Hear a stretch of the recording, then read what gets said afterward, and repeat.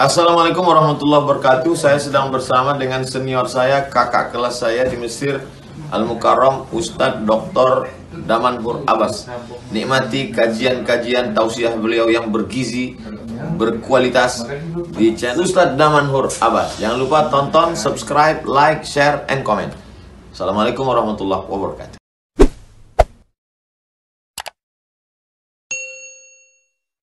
Assalamualaikum warahmatullahi wabarakatuh.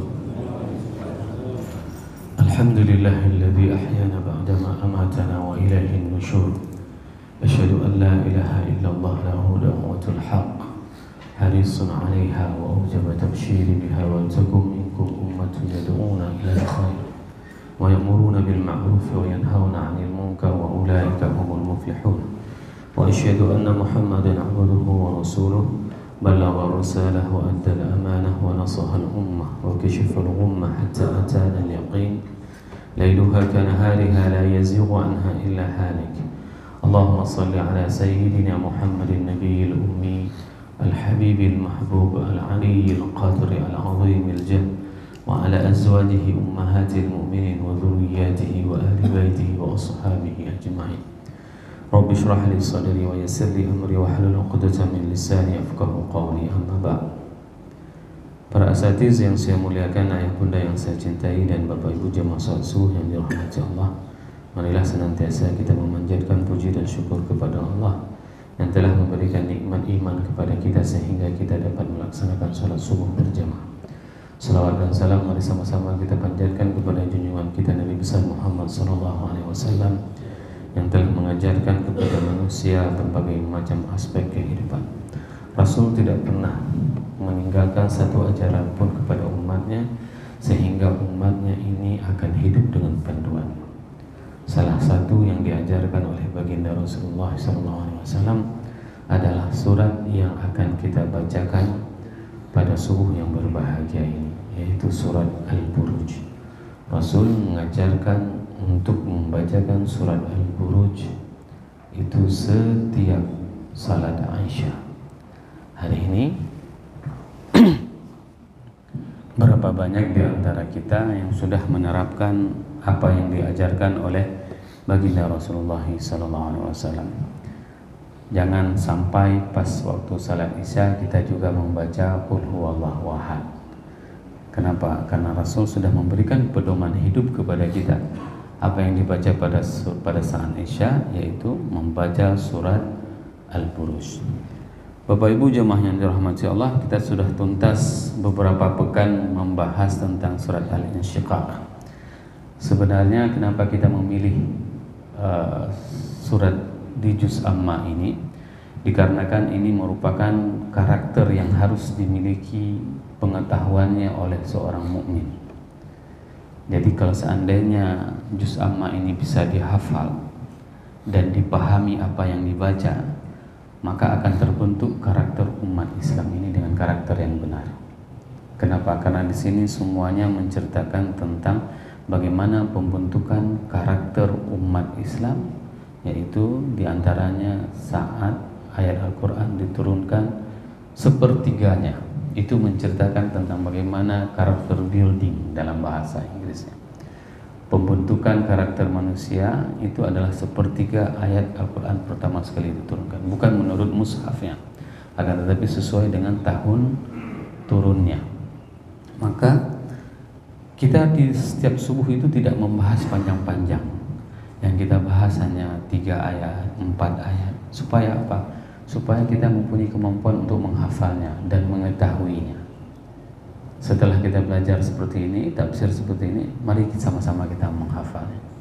Mudah-mudahan kita sudah menghafal sampai dengan Al-Insyiqaq kemarin, dari Amma Yatasa'alun, dari An-Naba sampai dengan Al-Insyiqaq. Pada subuh ini kita akan membacakan beberapa ayat Al-Buruj, dan ini merupakan kisah yang paling menarik, yaitu kisah Ashabul Ukhdud, kisah para penghuni parit. Bapak Ibu jemaah yang dirahmati Allah, Imam Ibnu Ashur di dalam tafsirnya At-Tahrir wa Tanwir, beliau menjelaskan bahwasanya hadis yang diriwayatkan oleh Abu Hurairah dari Imam Ahmad mengatakan bahwasanya Rasulullah SAW menyebutkan nama surat ini dengan nama Suratus Sama Zatil Buruj. Nama surat ini adalah bukan surat Al-Buruj, tapi Rasul menamakan dengan Suratus Sama Zatil Buruj. Ini merupakan surat yang langsung disebutkan oleh Rasulullah SAW. Sebagaimana hadis dari Abu Hurairah, anna Rasulullah SAW kana yaqra fil 'isya al-akhirah bis sama'i zatil buruj. Rasul membaca pada saat salat Isya surat As-Sama Zatil Buruj. Ini surat yang dibacakan oleh Rasulullah SAW.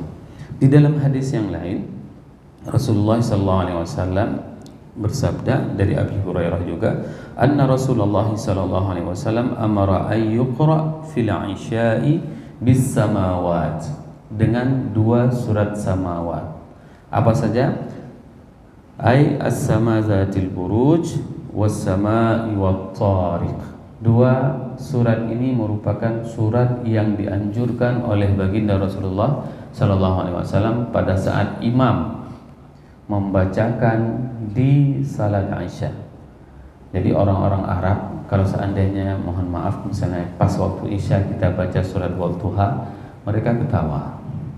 Kenapa Wadduha? Seharusnya Wadduha itu dibacanya waktu subuh paling tidak, ya, karena di waktu Isya imam itu biasanya membaca surat Al-Buruj dengan surat At-Tariq. Ini 2 buah surat yang dianjurkan oleh baginda Rasulullah SAW. Ini yang kita katakan di muqaddimah tadi, tidak ada satupun yang tidak sesuai dengan panduan baginda Rasulullah SAW. Kita tahu tentang Islam ini dikarenakan diajarkan semua lininya oleh baginda Rasulullah SAW. Hatta hingga bacaan surat di waktu maghrib pun diajarkan, di waktu isya pun diajarkan, di waktu subuh diajarkan. Semua ini sesuai dengan petunjuk yang diajarkan oleh baginda Rasulullah SAW. Surat ini diturunkan setelah surat Wasyams wa Duhaha dan surat At-Tin. Ini urutan turun surat ini. Walaupun kita duluan membahas surat Al-Buruj, akan tetapi surat Al-Buruj ini diturunkan setelah surat Wasyams wa Duhaha dan surat At-Tin. Bapak Ibu jemaah yang dirahmati Allah, Imam Ibnu Ashur menjelaskan di dalam tafsirnya bahwasanya Allah berfirman, A'udzubillahi minasyaitonirrajim, Bismillahirrahmanirrahim, Was-samaa'i dzatil buruj wal yaumil maw'ud wa syahidin wa mashhud qutila ashabul ukhdud. Shadaqallahul azim. Imam Ibnu Ashur menjelaskan bahwasanya surat ini menjelaskan bagaimana ujian yang dihadapi oleh orang-orang yang beriman. Dan ini merupakan sebuah kemuliaan, pujian oleh Allah kepada mereka orang-orang yang beriman.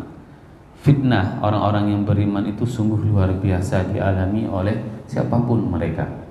Jadi jangan pernah kita merasa aman kalau sebelum kita itu diuji oleh Allah. Bayangkan mereka itu dulu-dulunya orang-orang beriman itu ujiannya itu sungguh luar biasa. Tidak seperti apa yang kita alami hari ini. Tidak seberapanya ujian yang kita alami hari ini itu tidak ada apa-apanya. Allah berfirman, wasama'i dzatil buruj, dan demi langit yang mempunyai gugusannya. Di dalam beberapa ayat sebelumnya kita sudah menjelaskan bagaimana yang maksud dengan gugusan langit. Sampai dengan hari ini informasi tentang langit itu masih sangat sedikit yang dimiliki oleh manusia. Saya hanya ingin menjelaskan bahwasanya bintang yang kita lihat hari ini di atas itu ternyata bukanlah hal yang kecil. Akan tetapi bintang itu merupakan komponen dari beberapa macam planet, beberapa buah planet. Nah, para angkasawan mereka itu memprediksikan bumi kita beserta matahari dan beberapa planet yang lainnya itu memerlukan waktu 100.000 tahun cahaya perjalanannya. 100.000 tahun cahaya itu menjadi sebuah titik kecil Titik kecil itu akan nampak sangat terang benderang sebagaimana kita melihat terangnya di angkasa. Ini pemahaman bahwasanya wasama'i dzatil buruj, dan demi langit yang mempunyai gugusan bintangnya.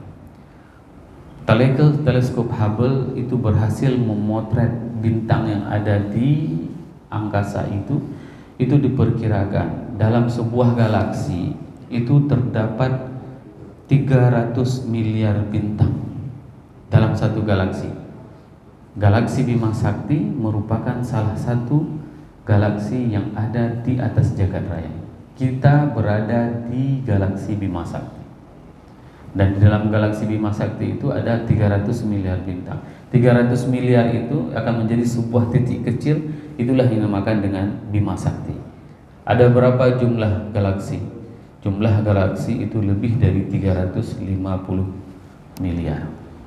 Bayangkan bagaimana kekuasaan Allah, bagaimana gugusan di jagat raya ini. Maka pada saat kita membaca surat ini di waktu Aisyah, kita akan merefresh kembali bagaimana kekuasaan Allah, dan kita akan terbayang Allah Maha Kuasa, Allah Maha Kaya, Allah Maha segalanya.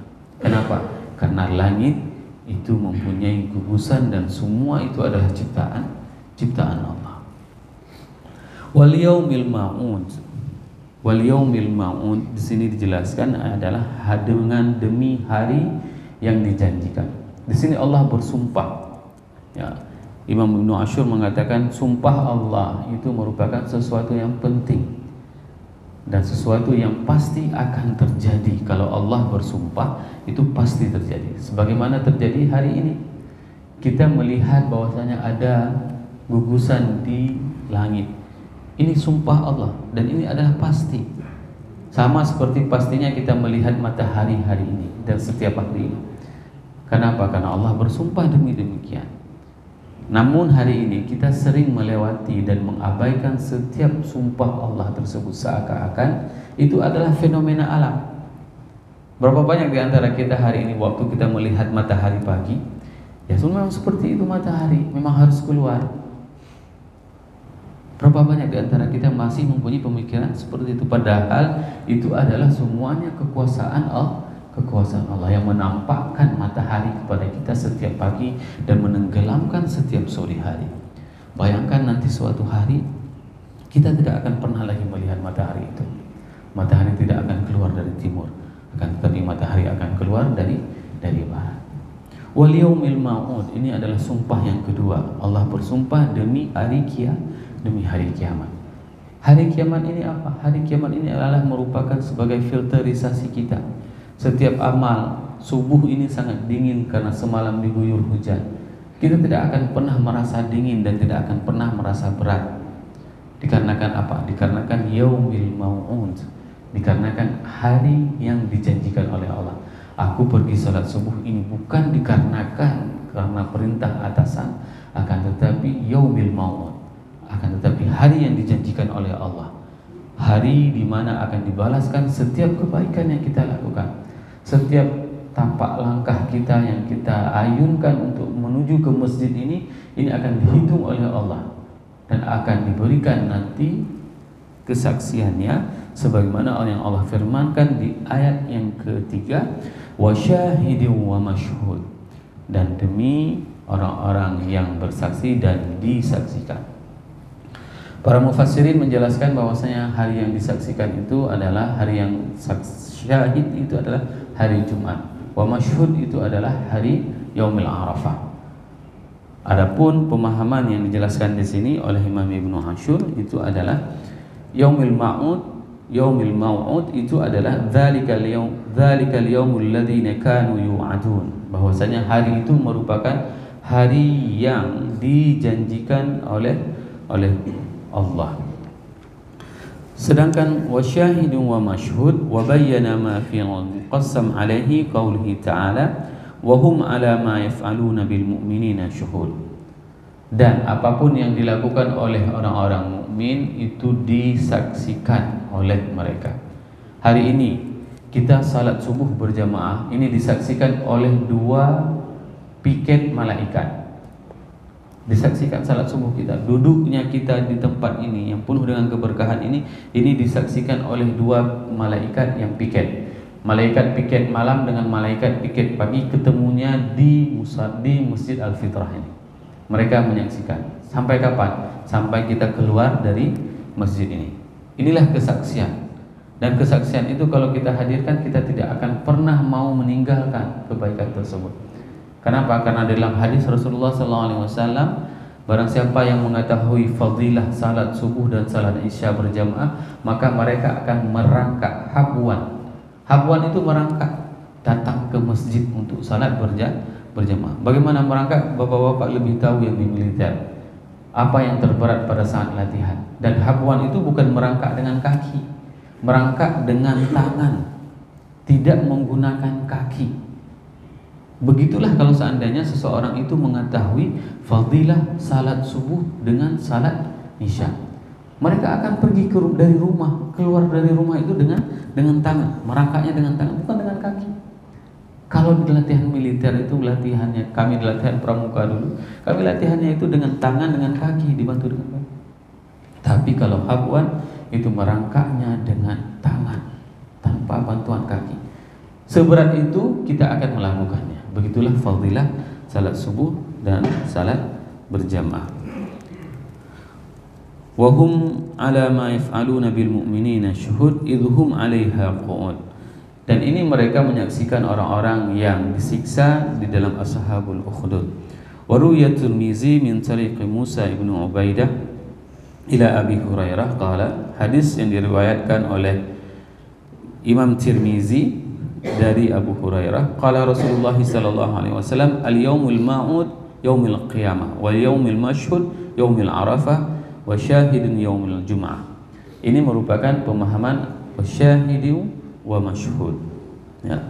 Bapak Ibu jemaah yang dirahmati Allah, di ayat yang keempat, ayat yang terakhir pembahasan kita di subuh yang berbahagia ini adalah menceritakan tentang qutila ashabul ukhdud. Maka dibunuhlah orang-orang di dalam paret. Ashabul Ukhdud ini ceritanya sangat panjang. Di masa setelah fatrah Nabi Isa, setelah diturunkan kitab Injil kepada umat Bani Israel, ada sebuah raja yang bernama, rajanya itu adalah Zunawas. Beliau itu tinggal di Najran, yaitu di Yaman. Di bawah kepemimpinan raja tersebut, ilmu sihir merupakan sebuah ilmu tradisi yang memang harus dituntut oleh semua orang. Ini merupakan salah satu kegelapan masa tersebut. Jadi semua warga negara waktu itu harus menuntut ilmu sihir. Nah, seorang anak itu menuntut ilmu sihir dikarenakan sang dukun ini mau mati. Dia meminta regenerasi untuk mendidik anak yang paling cerdas untuk diajarkan dan diturunkan semua keilmuannya. Setiap hari si anak tersebut pergi dari rumahnya ke rumah si raja sihir tersebut. Suatu hari dia melintas sebuah rumah pendeta, dan di situ dia melihat ada sosok yang saleh yang masih berpegang teguh kepada ajaran Nabi Isa. Nah, sewaktu dia singgah di rumah orang saleh tersebut, rumah pendeta tersebut, dia belajar tentang agama Islam ini, tentang Injil tersebut. Setiap hari seperti itu. Dia mau belajar sihir tapi singgah di rumah pendeta dulu, dan setelah itu dia belajar sihir. Begitu pulang ke rumahnya. Sehingga apa? Pada suatu hari setelah dia belajar di rumah pendeta ini, di rumah orang saleh ini, maka dia terlambat sampai di tempat dukun ini.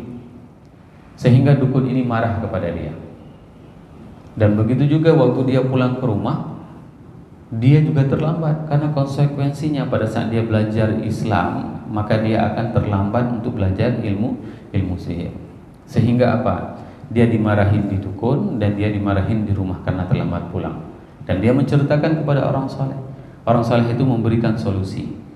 Dia mengatakan bahwasanya, katakan kepada dukun tersebut bahwasanya ibuku melambatkan aku sewaktu aku keluar dari rumah. Setelah itu maka aku terlambat pulang. Sewaktu dia pulang ke rumah, dia katakan kepada ibunya, kepada orang tuanya, bahwasanya aku terlambat dikarenakan dukun itu telat melepaskan aku belajar.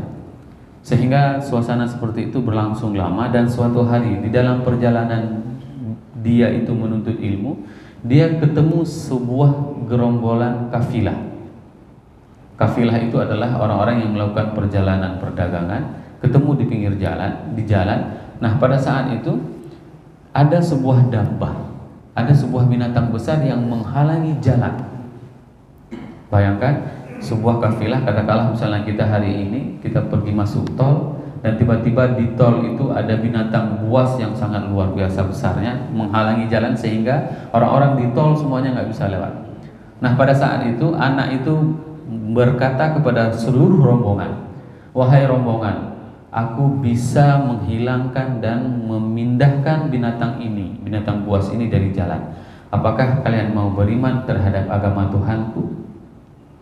Mau, kalau seandainya engkau mau bisa memindahkan binatang tersebut.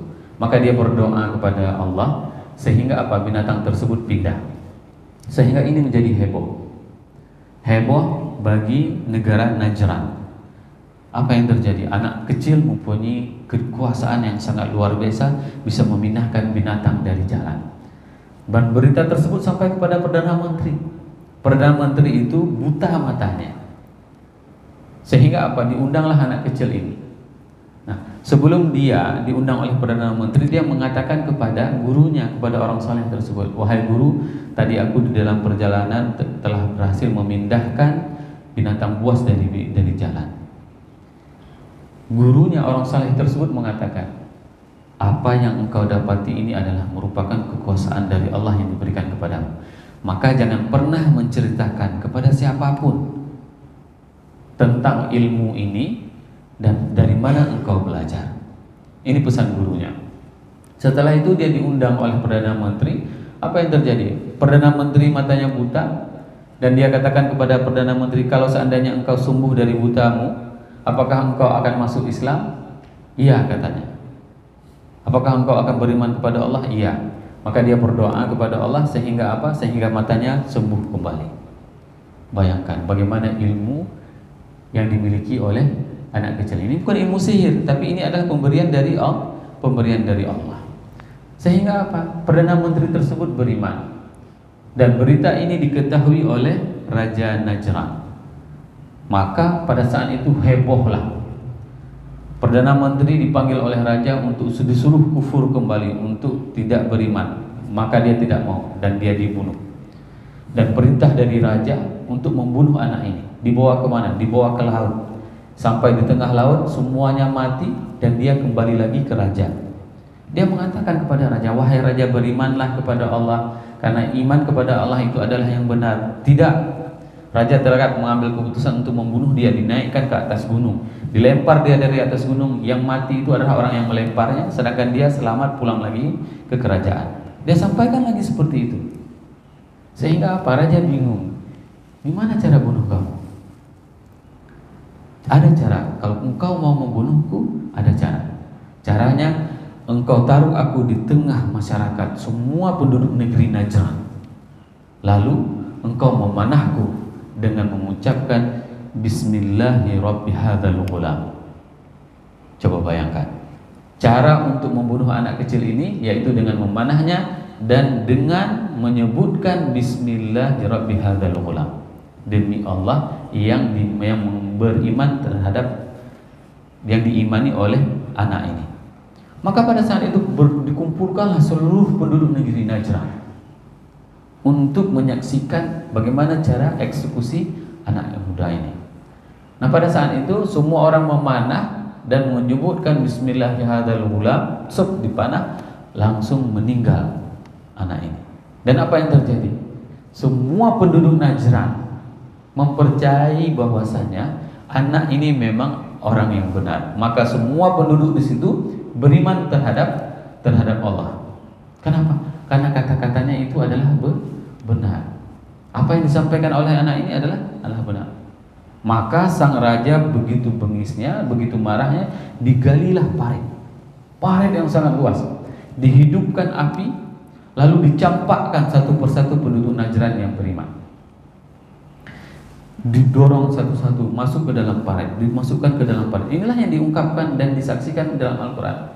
Qutila ashabil ukhdud.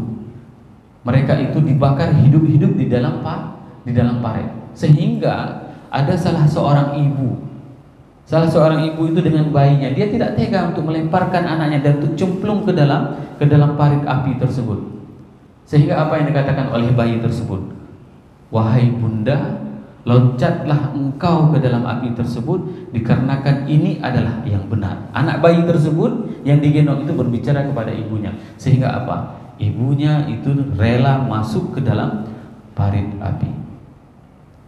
Ini merupakan kisah ashabul ukhdud. Mereka pada saat beriman kepada Allah, konsekuensinya apa? Dibakar, Bapak Ibu jemaah yang dirahmati Allah.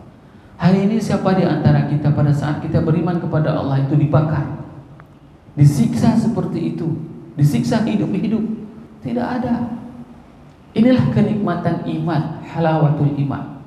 Kita beriman itu tanpa harus ada perjuangan sebagaimana yang dirasakan oleh ashabul ukhdud. Hari ini iman itu begitu mudah kita lakukan. Namun masih banyak di antara kita dan saudara-saudara kita yang enggan, padahal mereka sudah mengetahui bahwasanya ini adalah janji Allah yang pasti. Ini adalah merupakan wa'dullah, wa'dul haq, janji yang pasti dari Allah.